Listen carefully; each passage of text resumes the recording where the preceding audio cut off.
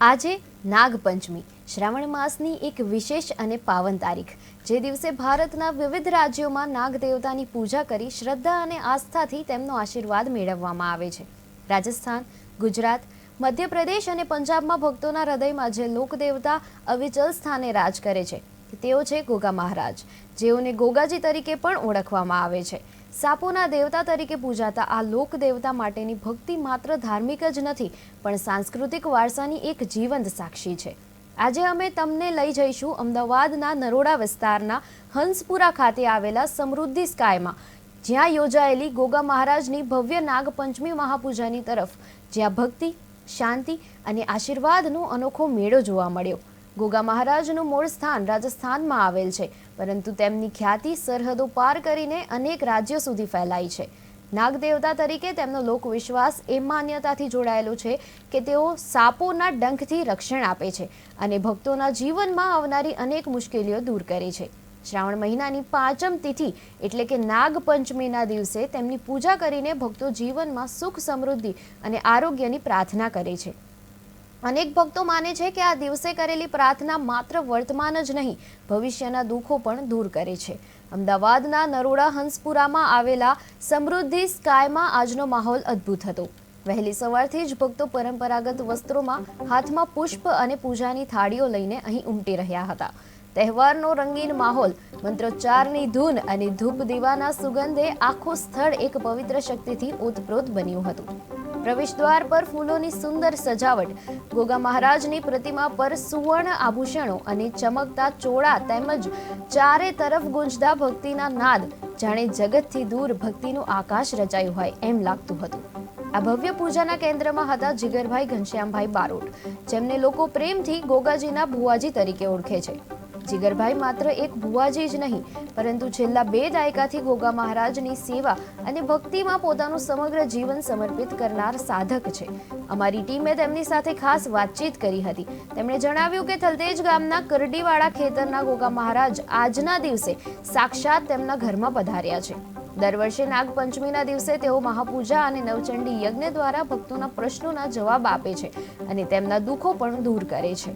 જીગરભાઈએ છેલ્લા 20 વર્ષથી રંગીન વસ્ત્રોનો ત્યાગ કરીને માત્ર સફેદ વસ્ત્રો પહેરવાનો સંકલ્પ લીધો છે. આ તેમના માટે માત્ર એક ધાર્મિક પ્રથા નથી, પણ આંતરિક પવિત્રતાનું પ્રતીક પણ બની ગયું છે. તેઓ વર્ષભર વિવિધ પૂજા વિધિઓ કરે છે. શિવરાત્રિના દિવસે જળાભિષેક અને નાગપંચમીના દિવસે વિશેષ મહાપૂજા કરે છે. આ સાધના માત્ર તેમના માટે જ નહીં, પરંતુ હજારો ભક્તો માટે આશીર્વાદનું સ્ત્રોત બની ગયું છે. અનેક લોકોનો વિશ્વાસ છે કે જીગરભાઈના આશીર્વાદ અને ગોગા મહારાજની કૃપાથી તેમની જિંદગીમાં ચમત્કારિક પરિવર્તન પણ આવ્યું છે. આ વર્ષની મહાપૂજા અને નવચંડી યજ્ઞ ખાસ હતી. સવારે મંદિરમાં મંત્રોચ્ચાર સાથે યજ્ઞ શરૂ થયો હતો. પૂજારીઓએ ઋગ્વેદ અને યજુર્વેદના મંત્રો ઉચ્ચાર્યા, જ્યારે ભક્તોએ ફૂલ, ચોખા, કંકુ અને નારિયેળ અર્પણ કર્યા હતા. મહાપૂજાના સમયે ગોગા મહારાજની પ્રતિમાને દૂધ, દહીં, મધ અને ગંગાજળથી અભિષેક કરવામાં આવ્યો હતો. આ વિધિ દરમિયાન ગોગા મહારાજ કી જયના ઉલ્લાસભર્યા નાદે આખું સ્થળ ગુંજી ઉઠ્યું હતું. યજ્ઞકુંડમાં હવન સામગ્રી અર્પણ થતી જ ધૂમ્રની સુગંધ અને અગ્નિના તેજથી ભક્તોના મનમાં એક અદ્ભુત શાંતિનો અનુભવ થયો હતો. કાર્યક્રમમાં ઉપસ્થિત ભક્તો સાથે વાત કરતા જાણવા મળ્યું છે કે ઘણા લોકો વર્ષોથી અહીં આવી રહ્યા છે. એક વૃદ્ધ દંપતીએ જણાવ્યું કે જીગરભાઈના આશીર્વાદથી તેમના પરિવારના લાંબા સમયથી ચાલી રહેલા વિવાદો સમાપ્ત થયા છે. એક યુવાન ભક્તે કહ્યું કે નાગપંચમીના દિવસે અહીં આવતા તેમને જીવનમાં આત્મિક શક્તિ અને આત્મવિશ્વાસ મળ્યો છે. નાગપંચમીનો આ દિવસ માત્ર ધાર્મિક ઉત્સવ નથી, પરંતુ ભક્તિ, પરંપરા અને સમર્પણની અનોખી ગાથા છે. ગોગા મહારાજના આ ભવ્ય મહાયજ્ઞે એક જ સંદેશ આપ્યો: આસ્થા જ્યારે મનમાં અડગ હોય ત્યારે દેવતાની કૃપા અવશ્ય પ્રાપ્ત થાય છે.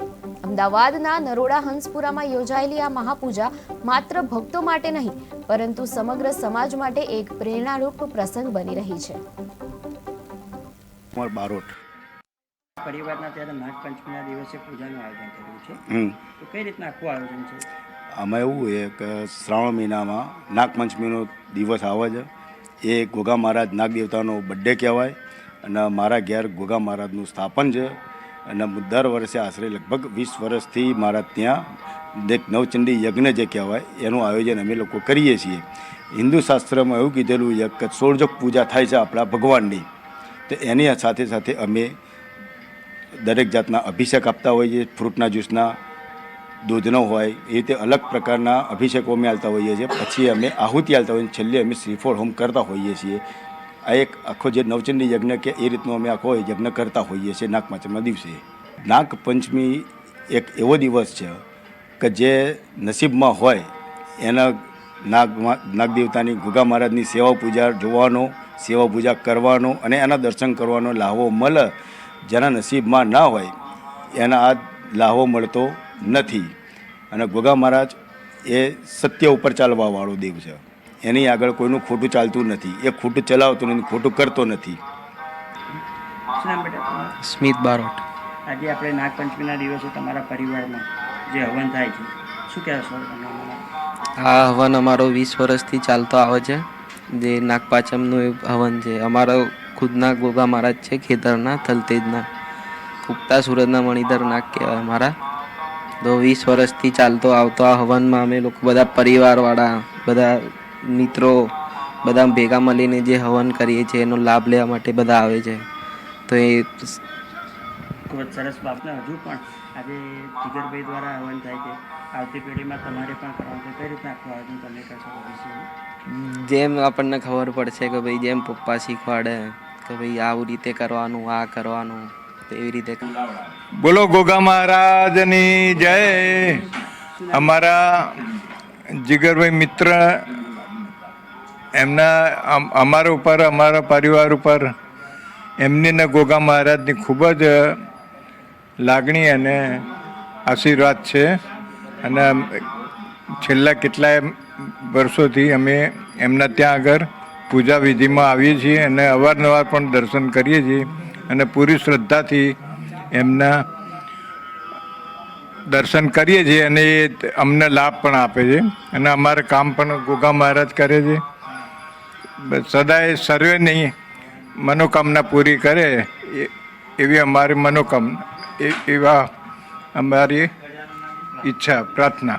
પ્રણવ દવે. અને અહીંયા આગળ આપણે જે જીગરભાઈ દ્વારા આયોજન કર્યું છે હવનનું નાગપંચમીનું, તો કઈ રીતનું આખું આયોજન છે? જગદંબિકા જીગરભાઈના કુળદેવી શ્રી મહાકાલીની અસીમ કૃપા અને ગોગા મહારાજની અસીમ કૃપાથી પ્રાપ્ત થઈ. પ્રતિ વાર્ષિક નિમિત્તે છેલ્લા 2004થી આ યજ્ઞના આચાર્ય પદ તરીકે શાસ્ત્રીજી હરીશભાઈ, એમના પુત્ર તરીકે પ્રણવભાઈ શાસ્ત્રી અહીંયા પ્રતિ વાર્ષિક નિમિત્તે ગોગા મહારાજનું યજ્ઞ કરે છે. યજ્ઞની અંદર ગોગા મહારાજે પ્રસન્ન થાય એ હેતુથી પય એટલે દૂધનો અભિષેક, જળ મિશ્રિત અને વ્હાઇટ તલનો આપણે અહીંયા ઉપયોગ કરીએ છીએ. અહીંયા કૃષ્ણ તલનો ઉપયોગ કરવામાં આવતો નથી. આજ્ય એટલે ઘીનો યજ્ઞ કરીએ છીએ. ઘી દ્વારા ભગવાન ગોગા મહારાજની ઉપર અભિષેક પ્રાપ્ત થાય. મધનો અભિષેક કરીએ છીએ. શેરડીના રસનો, ફળના રસનો અભિષેક છેલ્લા 2004થી પ્રતિ વાર્ષિક નિમિત્તે યજ્ઞનો પ્રારંભ થતો હોય છે.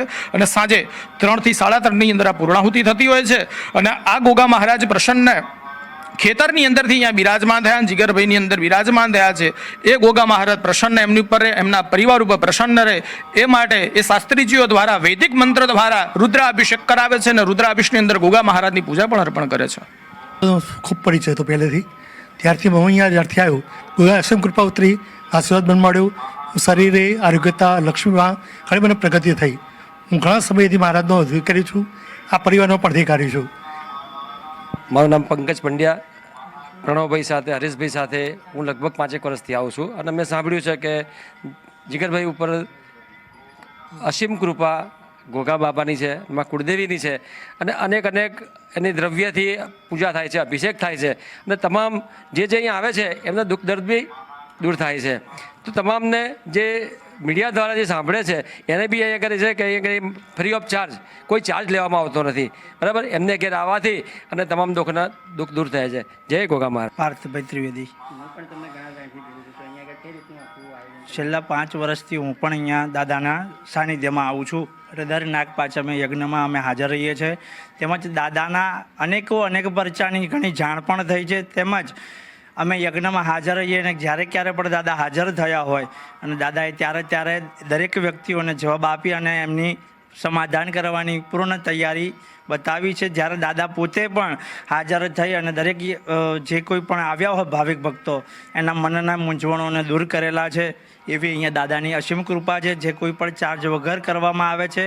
અને અહીંયા આવેલા ભૂદેવોને પણ પૂર્ણ રીતે ધ્યાન આપીને અને પૂર્ણ રીતે પૂજાની સામગ્રીઓ પ્રોવાઈડ